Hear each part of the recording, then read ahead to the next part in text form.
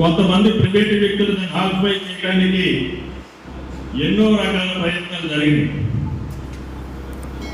అంజబాబు గారు మొదటి 2 సార్లు ఎమ్మెల్యేగా ఉన్నప్పుడు కొండచెప్పల ఆ బస్ స్టాండ్ కాపాడకుండా వచ్చారు. అది నాకు బాగా తెలుసు.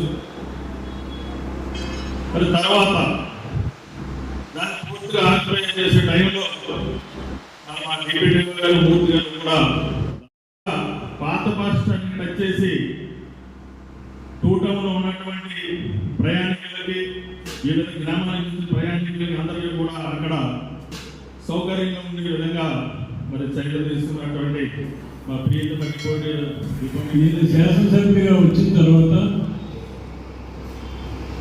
ఈ సంవత్సర కాలంలో డిఎం గారు నన్ను చాలా సార్లు వచ్చి కలవడం జరిగింది. ఆయన కలిసినప్పుడల్లా ఇది కొత్త రూట్ అండి, ఒక బస్సు మీరు లెవెలిస్తే కొత్త బస్సు తీసుకొస్తానండి, మీరు ఒక లెవెలిస్తే కొత్త బస్సు తీసుకొస్తానని అడిగేవారు. అలా ఆయన టైంలో నా టైంలో సుమారుగా 20 కొత్త బస్సులు తీసుకొచ్చాను. 20 నిన్న రిటైర్ అయిపోయే ముందు కూడా శ్రీశైలానికి బస్సు తీసుకురావాలి ఎక్కమని అడిగారు.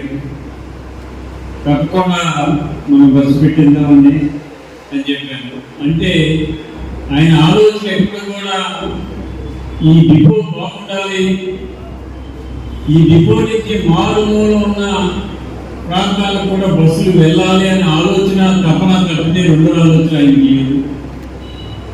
ప్రతి బస్సు కండిషన్లో ఉండి చివరి ఉన్న ప్రాంతానికి మన ఆర్టీసీ బస్సులు పంపించాలి, ప్రజలకు మరింత చేరువ చేయాలని ఆలోచనతో ఆయన పనిచేశారు. వారు ఇందాక చెప్పారు పెద్దలు ఇంకో సంవత్సరం ఉంటే బాగుంటుందని. మరి అది ప్రభుత్వ నిర్ణయాలు ఎలా ఉంటాయో వారు ఖచ్చితంగా వాళ్ళ అనుభవం అంతా కూడా మళ్ళీ ఆర్టీసీకి రిటైర్ అయిన తర్వాత కూడా ఆర్టీసీ ఉపయోగపడే విధంగా కార్యక్రమాలు చేయాలని వారు వారి కుటుంబ సభ్యులు ఆరోగ్య ఐశ్వర్యాలతో ఉండాలని చెప్పి కోరుకుంటూ సెలవు తీసుకున్నాం.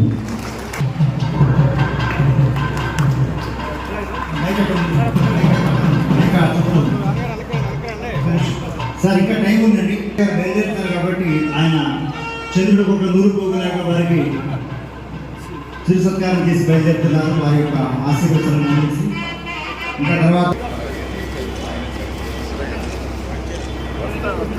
వెహికల్ వచ్చి సాల్వతో సత్కరిస్తున్నారు. చాలా సంతోషం. ఇది ఆనెస్టీకి నిదర్శనం, అలాగే పనితనం యొక్క నిదర్శనం.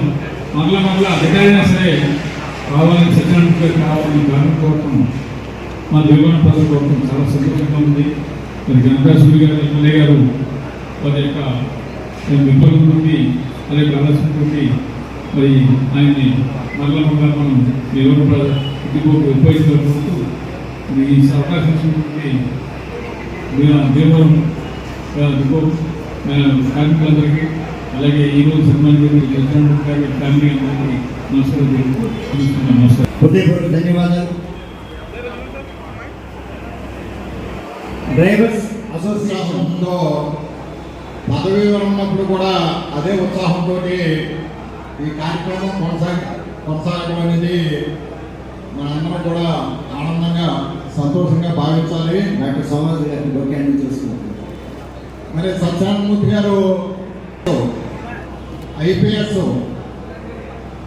పదవి బాధ్యతలు చేపట్టే అంత శక్తి సంపన్నులు.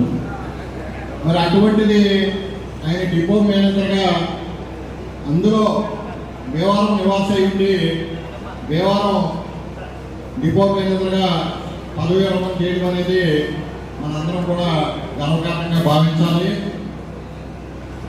ఇంతకుముందు ఆర్టీసీ సిబ్బంది కానివ్వండి, భీమవరం పుర ప్రముఖులు కానివ్వండి, ఆయన చేసిన సేవల్ని కొనియాడటం జరిగింది. సత్యనారాయణమూర్తి గారి యొక్క ఆయన అజాత శత్రువుగా, వివాదరహితుడిగా, మంచి మనసున్న వ్యక్తిగా, సేవా తత్పరుడిగా ఆయన సేవల్ని అందరూ కూడా కొనియాడడం జరిగింది. మరి ఆర్టీసీ అనేది ప్రభుత్వ రంగ సంస్థల్లో ప్రముఖమైన సంస్థ. ఎందుచేతంటే సామాన్యుడికి నేస్తం ఆర్టీసీ, పేదవాడికి నేస్తం RTC. RTC Bhimavaram depot, Narsapuram depot మన వెస్ట్ గోదావరిలో, ఉమ్మడి పశ్చిమ గోదావరి జిల్లాలో జంగారెడ్డి డిపో ఉంది.